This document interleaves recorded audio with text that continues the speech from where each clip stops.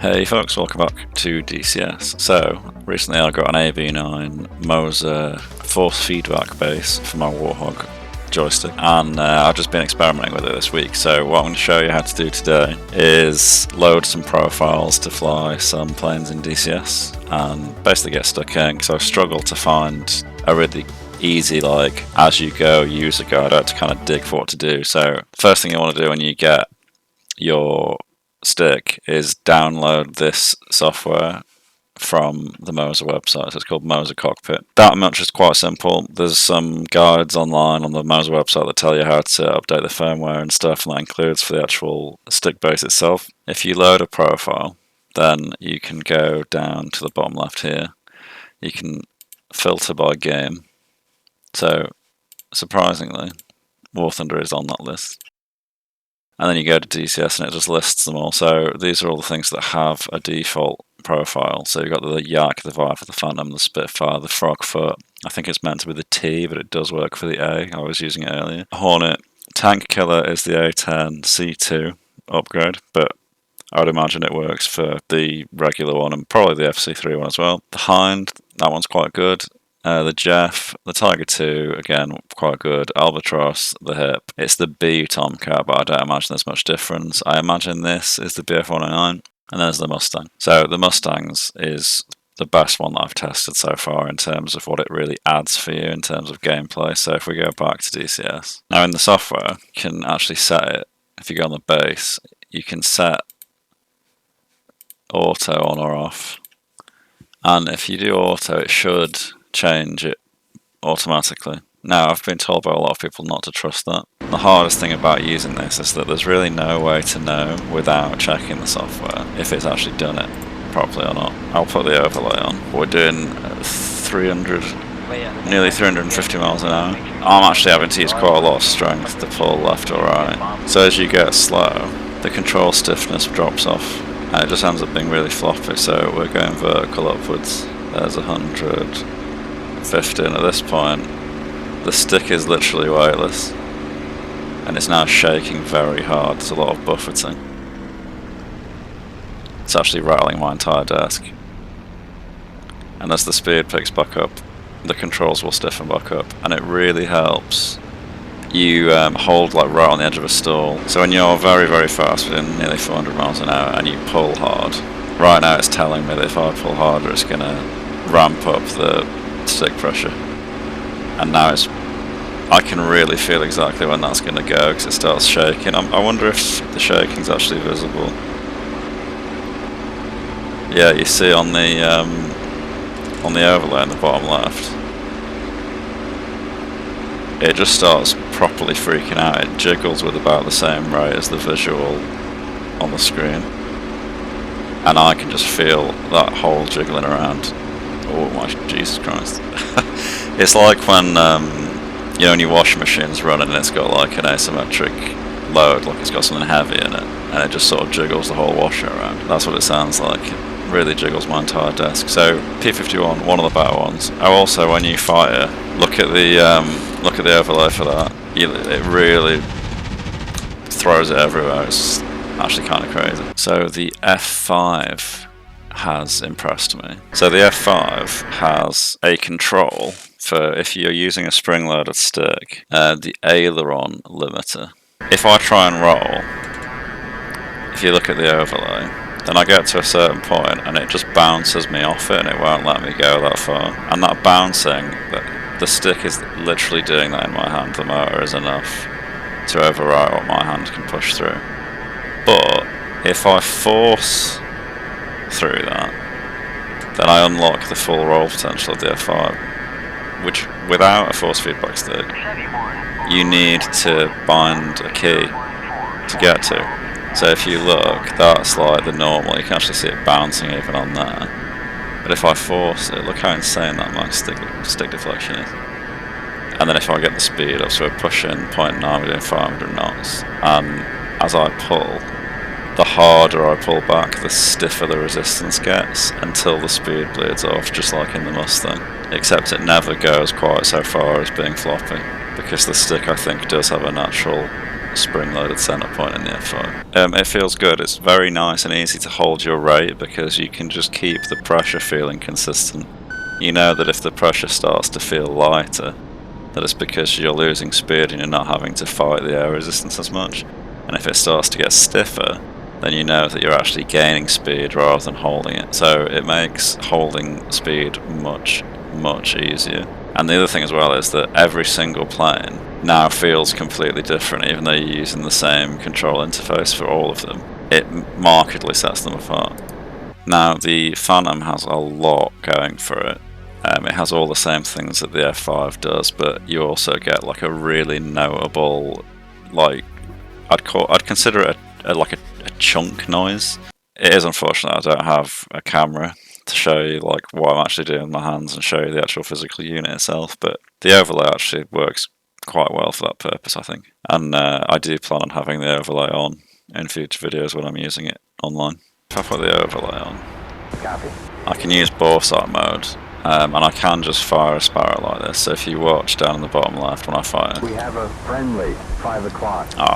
It wasn't really that significant. It feels a lot more notable than it looks on there. But you can feel the gun as well. You can also feel when the flaps are coming down.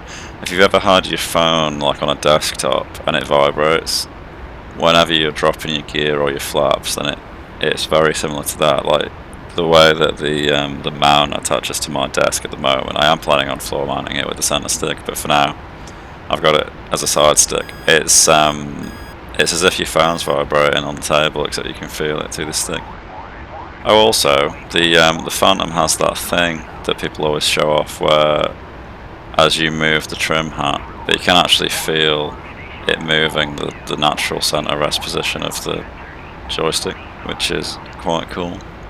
So the next most notable one is the F16. But what the F16 stick does is actually turns it into a force sensing stick in the same way that the real thing works. So this is why people say not to use the auto feature, because it hasn't actually done it. So let's find the Viper. Yeah, so if I put the overlay on now, so I'm actually, the stick almost isn't moving at all, and the overlay really is bad at showcasing this, but it feels solid as a rock, and all of my inputs are just pressure based. The stick isn't actually moving. Now, it's really cool that you get to simulate this and fly the F-16 in the way that the real thing works, but it's actually kind of bad because you have absolutely no sense of what exactly it is that you're doing. Like, you have to be looking forwards to know what kind of impact you're having. It's extremely bizarre, and it also takes quite a notable amount of effort. Like, I think flying the Viper for a long time, it would actually tire your arm out quite quickly, and it seems weird to say that for how little you move it, but because it's pressure based, you actually have to pull really quite hard. So I'm pulling back as far as it will allow on the little diagram at the bottom, but the actual movement of the stick is barely even perceptible. We're talking millimeters of travel. So very, very cool that it's in here, especially as a default profile, but it's actually quite difficult to fly. You can see though that there's an insane amount of stuff that you can adjust for all of these profiles. I mean, look, elevator droop, canopy motion. I don't even know what a lot of this stuff is. Mechanical damage. Oh, that reminds me actually. So when I was flying the F5, I took damage and one of the stability augmentation systems broke. And I could actually feel that it broke because of how the stick was, which I thought was super cool. Oh, you can turn on effect strength from flaps and gear and air brakes and stuff like that. It's cool. I haven't delved into adjusting any of it myself yet, but I imagine that there'll be people online that are making their own profiles. The F1, you may have noted at the beginning, actually doesn't have its own profile, but Aegis they've actually baked the force feedback profile into DCS, so it doesn't matter that Moza doesn't have one, because you can still use one, and it's actually one of the best ones there is. Let's go back we'll unload the preset. So this, because I've now, it says idle, I'm never sure if it's actually doing it or not. See, that's definitely still in Viper mode, which is not what I asked it to do. And this is exactly why I've not flown with VR yet, because it's just sort of, you know, clearly not working as intended. Unless it's just because I'm stupidly fast. No, it's definitely in Viper mode still. How can I get it to chill out? Let's try loading a different preset. We'll do basics. We'll try telemetry, and we'll go unload. Integrate telemetry direct. I think sometimes you have to kind of cycle stuff to make it realise what you want it to do. So that now does feel like it's working kind of more as it should be. Not getting the gun shake though. Integrated. Oh. Okay, there we go. So if I put the overlay back on, this is now the Mirage F1 doing Mirage F1 things. And the cannon shake from firing the def is actually kind of crazy. I should probably try the A10. I haven't tried it yet. What missiles have I got on board? Only sidewinders. Well, that's lame. The profile for this one is very good. You can feel when the missiles come off, it actually kicks you. I'll see if I can do it again if you watch the overlay. Yeah, like notably shakes. Notably shakes for the gun. Notably shakes for when you drop weapons. And then the other thing, so I quite often use the combat flap mode, which means that if your speed drops off enough, then the flaps automatically deploy. And you can feel them deploying, as well as like undeploying, getting back in as well. I need to slow down a lot more. I think you have to go to like, it's a very low speed, it's like, there we go, I can feel them deploying now. Under 300 knots is where they deploy. So if I go back above 300, then they go back up. And you do get the little alarm tone, so even without force feedback, that's something that you would be able to tell from audible feedback, but being able to feel it as well is very cool. It is impressive. I think the F1 has one of the better force feedback implementations. And then the very last thing, I only have the Hind, and the Hind is the only helo that has its own profile. So anyone that's flown the Hind, they'll already know how the trim system works. And using the overlay, you can see that when I hit the trim button, it basically treats where the stick is at the point that I do that. So if I do it here, it treats that as its new resting position. But the difference with force feedback is that that resting position physically is in that spot relative to the center of its normal center point. So if when you're trying to do hovers, for example, with a normal spring-loaded joystick, every time you hit the trim button, it kind of throws you off because the game registers the position as being where the stick just was. But then because your stick is still in that position as well, it kind of adds it on to the center position, whereas with the settings that I'm using, every time I adjust the trim position, it doesn't throw me off because the stick physically is in that position still. Hopefully that makes sense, but I never really got on with flying helicopters. But it's much better with this system. But the other thing that's really cool is, just ignore the fact that I can't fucking fly this thing to save my life, is the fact that vortex ring state, can we like actually rudder right please, Mr. Hind? This is getting silly. I actually hate how the rudder works in this thing. It's one of the reasons that I don't fly it, and I have actually turned off the rudder trim. It seems to have come back with a vengeance. Anyway, vortex ring state has probably killed me in the Hind more frequently than the enemy has, but I can actually feel the onset of it in the stick, which means that it's much easier to avoid than it normally is, which is a huge win in my opinion. We'll try and do a hover, shall we?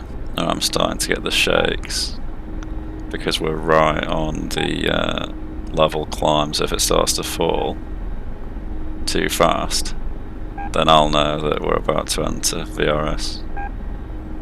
But this seems actually remarkably stable. He says, man, the amount of concentration is kind of silly. Am I on the ground? I can't even tell. Yes, we are.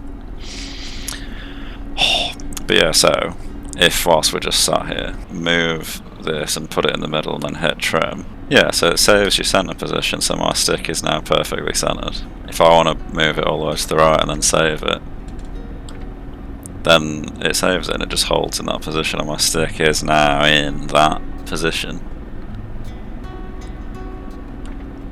Now it's in that position, now it's in that position, now it's in, now it's in that position. It takes a little bit of getting used to, so I'm not going to touch the stick at all and see how this goes.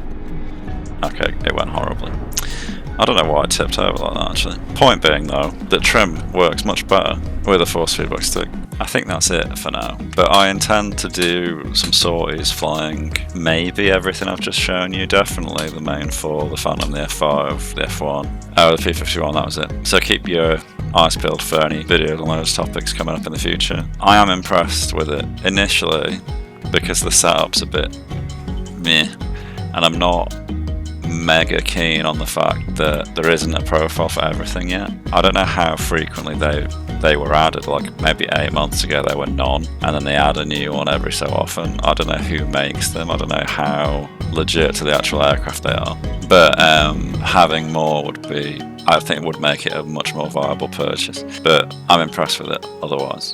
I do feel like I've got what I wanted out of it for the price that I paid. I do think that the clamp that they sell isn't as adjustable as it really ought to be. It really needs to be able to go a lot lower and probably also sit slightly further out than it does, because with the stick all the way in, it gets very close to the point where the stick's actually hitting the corner of the desk. I've got an extension on the way and I'm planning on center mounting it, so I'll probably go over all of this again when the stick is much longer, because it might be the case that the 9 to 12 Newton meter motor force is somewhat dulled by having a stick extension, but only time will tell. I know it's not been a mega interesting video today, folks, but if you are planning on picking one of these up, then hopefully this has helped. Anyway, thanks a lot for watching, folks, and I'll see you in the next one. Cheers.